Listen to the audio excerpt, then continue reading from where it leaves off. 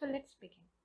This part this part is generally for those who don't know anything and they want to start the preparation of IELTS, who don't have any basic knowledge, because I come across a lot of students who don't even know which IELTS, whether academic, general, which one to attempt for, and very basic knowledge they are not aware.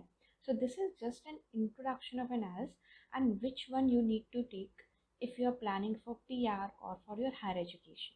So this part is only for the beginners, or even for the person who struggle in thinking whether to go for a computer based or paper based. So let's start. So basically, what is IELTS? IELTS is International English Language Testing System. So with the name, it's very clear that they are just testing your international English language. Okay. So basically, the International English Language Testing System is designed to help you. So why we give this test? Why we take this test?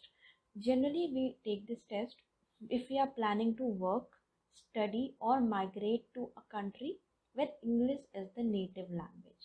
So generally, if you're planning to work, to study, or for the PR purpose, to any country where English is the native language, this IELTS test is required. Now, what are those countries? Which are those countries? So these countries are Australia, Canada, New Zealand, UK, the UK and USA.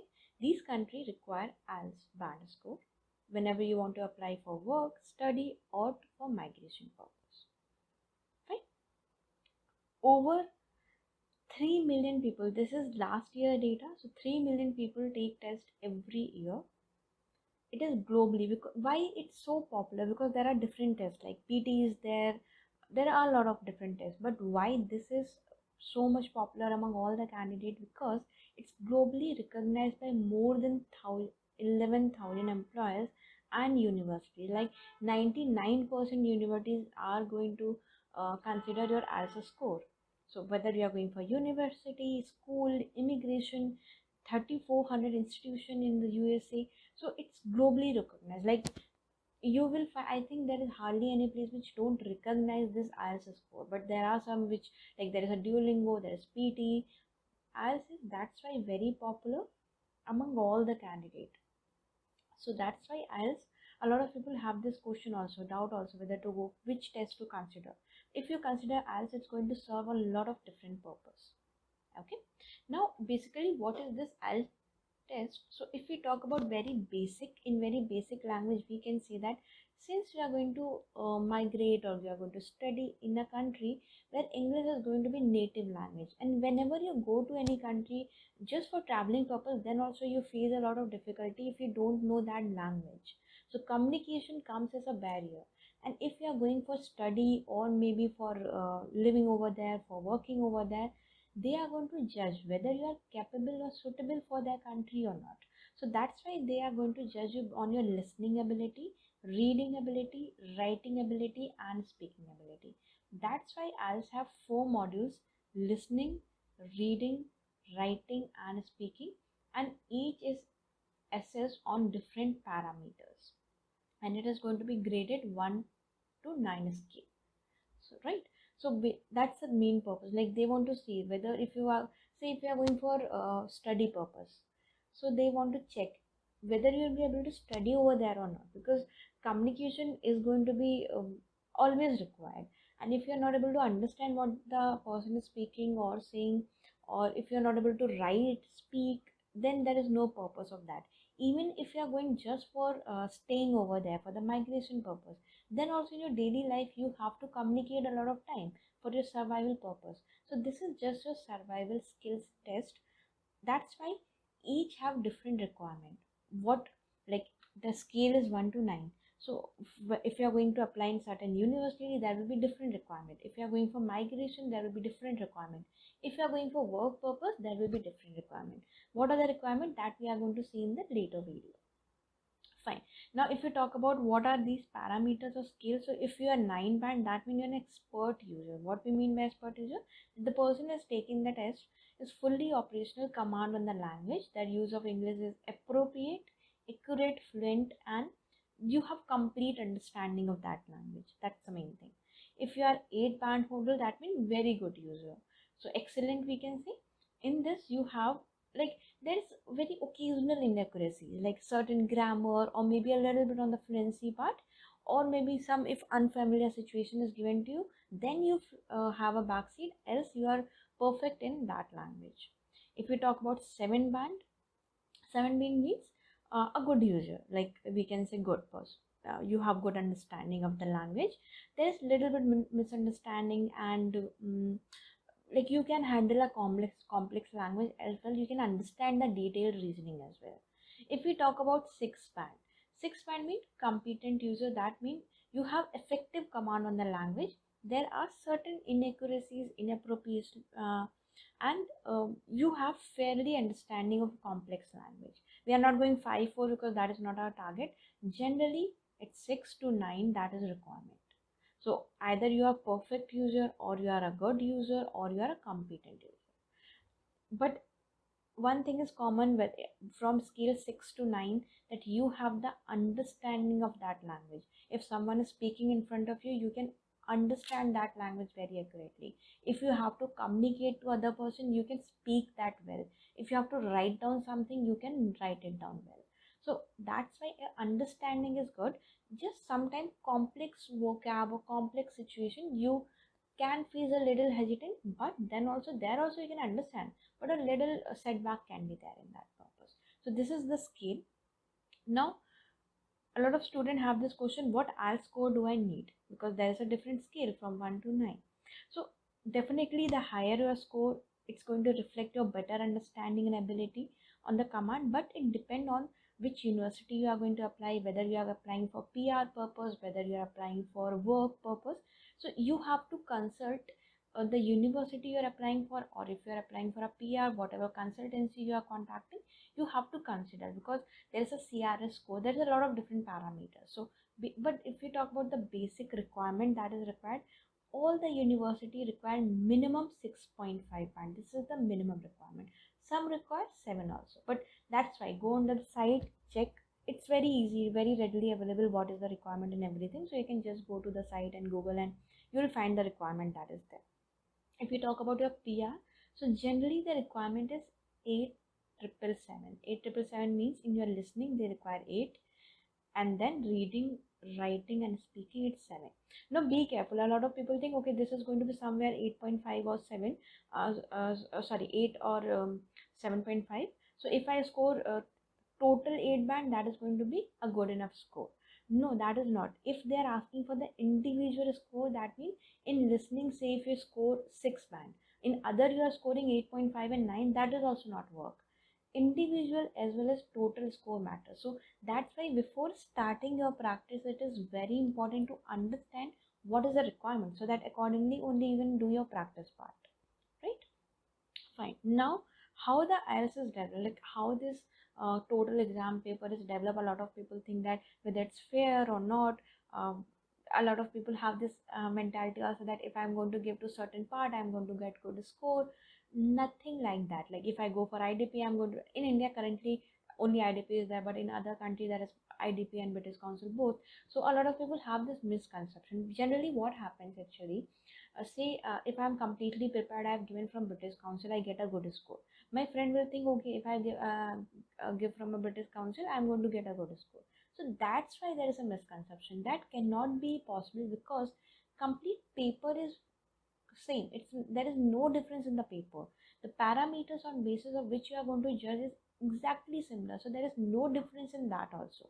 So IELTS is developed to provide a fair and accurate assessment of English language proficiency. So you are going to be assessed for your English language proficiency, and that is going to be completely fair. You cannot doubt on that part. There is a regular check and everything is there. They are very strict with those things, so no need to worry. If you have done your 100%, then you don't need to worry from that part. But if from your side the practice is lagging, definitely you need to think on that part. Next is from where these test questions are developed. So these are developed by language specialists from Australia, Canada, New Zealand, the UK and the USA.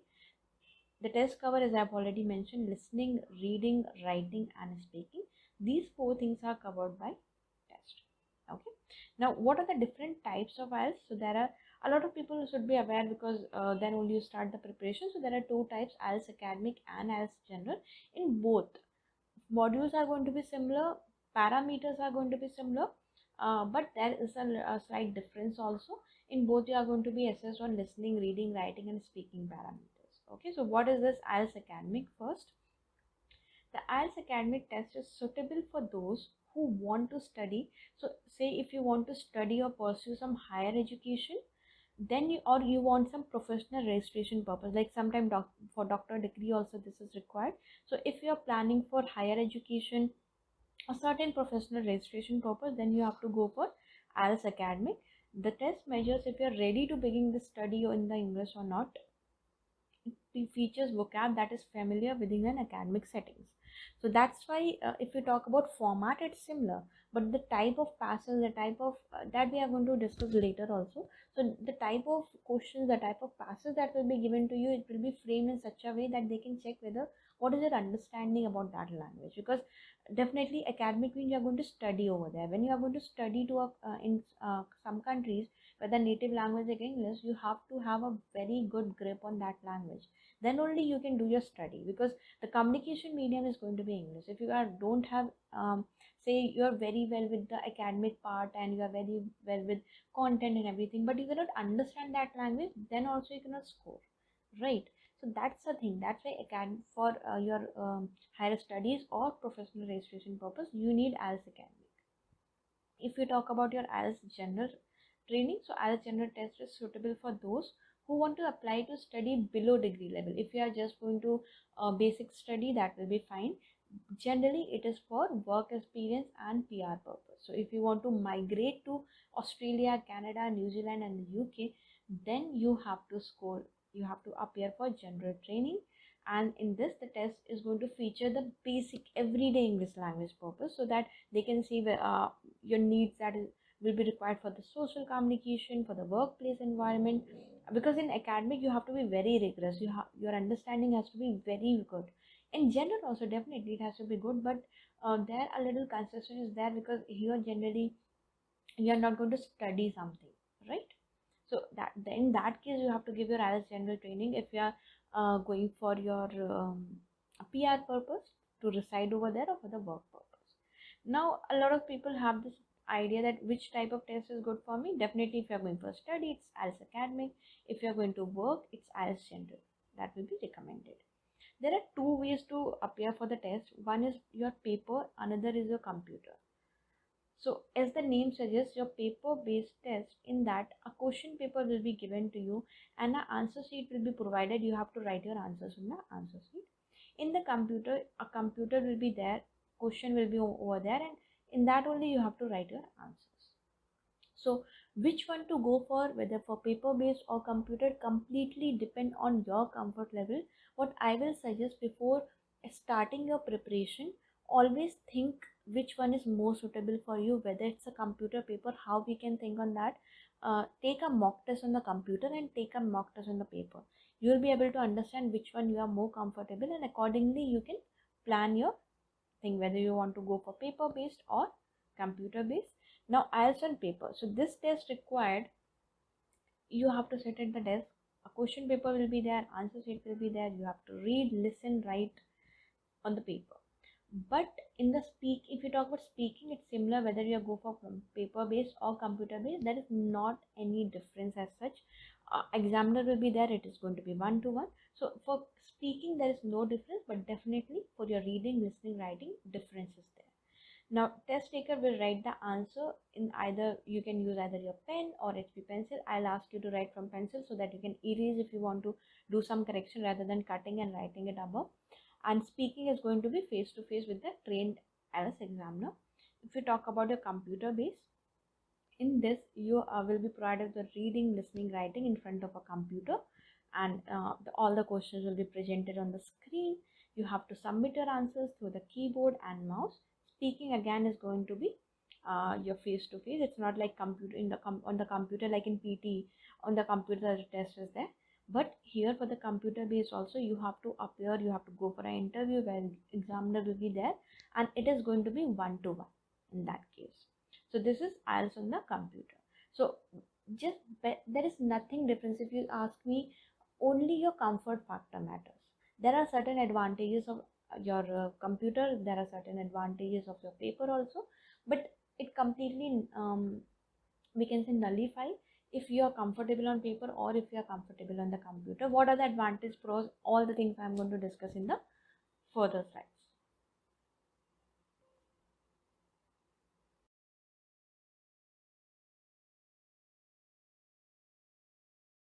How to start the IELTS preparation? So there are 9 steps which you have to take care when you're starting the IELTS preparation. What are those? First thing, as I've already mentioned, you have to decide whether to go for academic or general. Second, whether to go for computer delivered or paper based. You have to be aware about the format. What is the target band score? Scoring criteria. What is the scoring criteria? Type of questions and strategy to solve regularly. So we are going to take one by one. So let's first start with the academic and general. As I have already mentioned that academic is for the higher education and general is when you are going for work experience, for training program or for migration. Here you are going to be assessed whether you are ready to begin your studying or training. Here just they are going to see your basic survival skill. Right? Next thing, as I've mentioned, that first after deciding whether to appear for academic or general, the second thing is whether to go for a computer based or paper based. Fine. So the second thing is you have to decide whether to go for a computer delivered or paper based. How you can decide? So here we are going to discuss on this. Basically, what is a computer delivered? As I've already mentioned, you have to sit down, you have to submit your answer with the help of keyboard, mouse. Speaking test is going to be carried out face to face. Paper based, you'll be provided with a question paper, answer sheet. Now, what is the difference and similarity? Let's see. So, first thing, let's see what are the similarities. Content wise, module wise, and scoring criteria. All these three things are similar. There is no difference if we talk about the content. All the content, type of questions, everything will be similar. No any difference. Module wise, there is no difference, not even a single difference if we talk about module. If we talk about the scoring criteria, so scoring criteria is exactly similar. Later in this video we are going to see the scoring criteria. What is the scoring criteria? So these are the three similarities. So with the content and module, it's very clear that the basic structure is similar. There is no difference whether you appear for a computer based or paper based, but there are slight difference. What are that difference? The first difference is about listening. So if you are going to appear for a paper based test, then your listening is going to be for 40 minutes. Why? Because 30 minutes audio will be there and then 10 extra minutes is provided to you to transfer your answer to the answer sheet. But if you talk about computer based test or computer delivered test, it is going to be 30 plus 2 minutes. So 30 minutes audio is there and only 2 minutes is provided just to check your answer. The reason being, in the paper based you have to write answers in the answer sheet, but in the computer delivered you are writing everything on the computer, so they believe that you don't need any extra time for that, right? So that's why in this only 2 extra minutes is provided, but in this 10 extra minutes is provided. So this is the first difference which is there when we are talking about your computer based and paper based. There is one more difference. Computer based result you are going to get in 3 to 4 days, working days we can say rather, and for the paper based test it required 13 days for the result. So these are the two difference if we talk about computer based and paper based. Apart from that, there is no any such difference. So first thing, identify whether to appear for a computer based or paper based, and then you have to be very well aware about the basic format. So in detail all the 4 modules I'm going to take, but before, let's see the basic format of each type. So there are 4 modules: listening, reading, writing, speaking. The listening, reading and writing section of all IELTS tests are completed on the same day with no break in between. So if listening is, say if you talk about paper based, 40 minutes, your reading is for 1 hour, your writing is for 1 hour. So total test is going to be for 2 hours 40 minutes. So there is no gap in between. Speaking section, however, can be completed up to a week before or after the test, But in some countries, it happen on the same day but on a different slot. Say if morning it's listening, reading, writing, so evening will be speaking. Or say if morning is speaking, then listening, reading, writing will be your in the evening. So depend in which country you are appearing for, but for sure listening, reading, writing, there is no gap, and speaking is going to be on the different slot. Now let's take one by one. So basically what is listening? In listening, listening is divided into four sections. 1, 2, 3, 4. Each section is going to have 10 questions. So that means total 40 questions are there, and 30-minute audio will be played for the same. Very important, the recording are heard only once. Only one time you can hear the recording. The duration is 40 minutes for paper based and 32 minutes for computer delivered test. In now, what type of audios will be there? So section 1, it is going to be conversation between two speakers.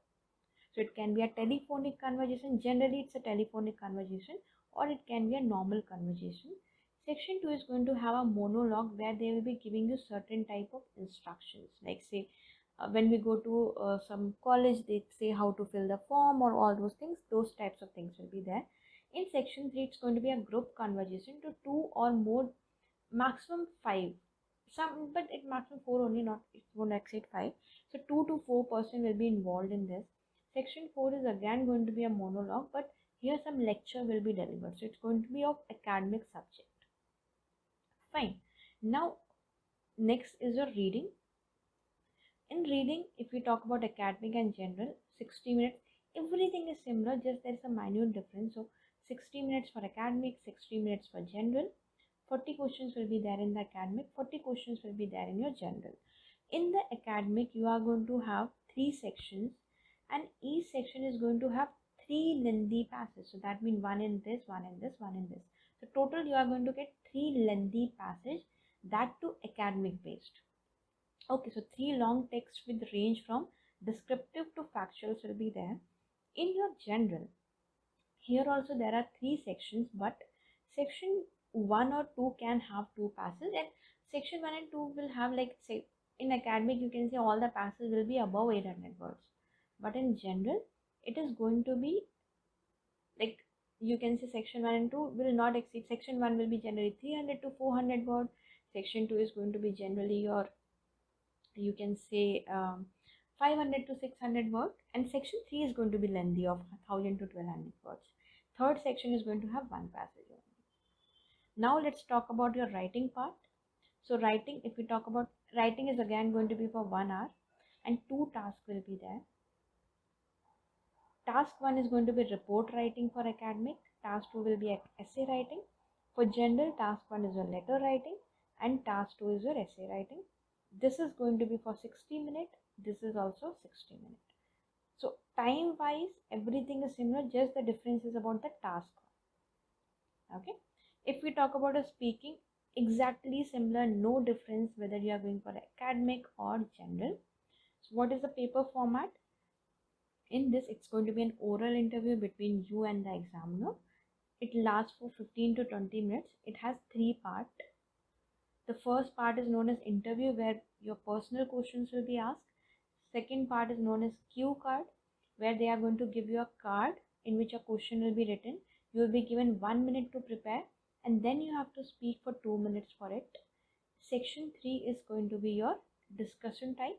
So they will ask you some opinion based question in this. So this is how your 3 sections will be there in the speaking. So this is, I have just told you the basic format. Further, when you are going to take individual module, we are going to go deep into that. Fourth thing, you have to be aware that what is your target band score. Now tell me one thing. If say you're preparing for a test and you don't know, okay, there is a 1 to 9 level and I have to get a score. If you don't know what score you have to achieve, and I have a lot of students who are not aware, and they just start preparation. So first thing is, at least get awareness what is your target band score, so that you can plan your strategies and accordingly you can work, right? So first thing what I'll ask you, understand whether you have to go for academic or general. Secondly, see whether you have to go for computer based or paper based test. Third thing is, see what is a current band score and what is a required band score. What is the gap in between? So if you're aware what is the gap in between, accordingly you can see. Say if your current band score is 6 and your required band score is 6.5. So you are already aware, okay, I think 1 month is good enough for this. But say if your current band score is 5 and you are aiming for 8, then definitely you need 3 months, not less than that. So awareness of the current, and in current band also be aware that which module in listening, reading, writing, speaking, so which module you are facing problem with, so that you can understand which part you need to work upon. It's not that you have to completely work all the 4 modules every day. No, first identify your weakness areas and then work on that area.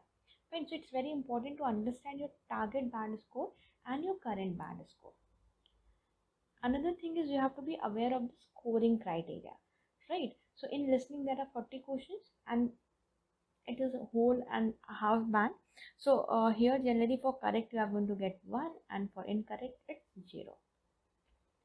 You have to be aware. Say if you know that okay, I need 7 band in listening, but you don't know how many questions to get correct to achieve this 7 band, then what is it, how you are going to score in that, right? So you have to be aware what is the scoring criteria. If I want 8 band, how many correct questions I require, so that accordingly you prepare accordingly. In the reading also the same thing is there. So if we talk about a listening, if you're aiming for, it's same for academic and general. So if you want say a 7 band, so that means you need at least 30 to 32 correct to have 7 band. So this is present on all the websites of IELTS. You can go with ielts.org. So be aware what is your required. So if you are aiming for 7 band, always try getting at least 35 correct. Work for 35 so that minimum to minimum you are getting 32 or 33 correct, right?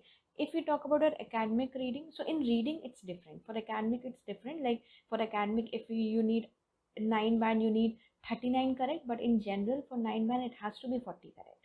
So these things you have to be aware. Say in academic if you want 7 band, so that means you have to score 32 correct. So aim for this thing. Always aim at least 1 or 1.5 or 1 band above to score this band. If you get good more band, definitely good enough. But if you aim for 30 to 30 correct, then definitely you're going to get this.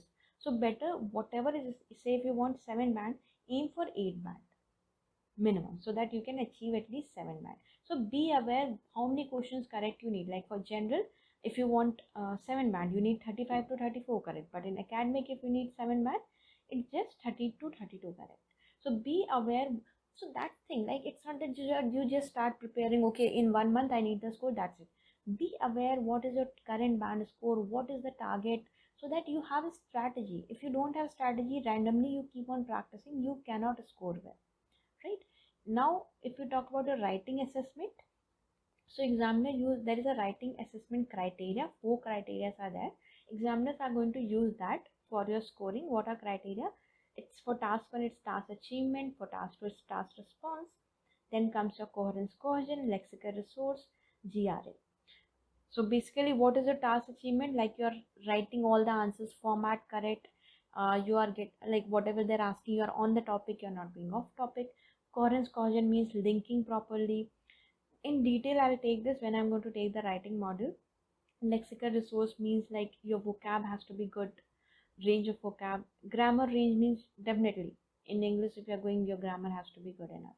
And each have 25% weightage. So a lot of students come to me and they say, ma'am, I have very good vocab, I have very good grammar, but I'm stuck at 6 and 6.5. What is the reason? The reason is each have 25%. So just having too good is not good. You have to balance all the 4 parameters, because there is individual scoring. So say in grammar you got a 7, in your vocab you got a 8, but you have written off topic, you have got a 4 in this also you have got a 4, then how come you'll get a good score? So all the parameters is very important, right? If we talk about speaking also there are 4 assessment criteria.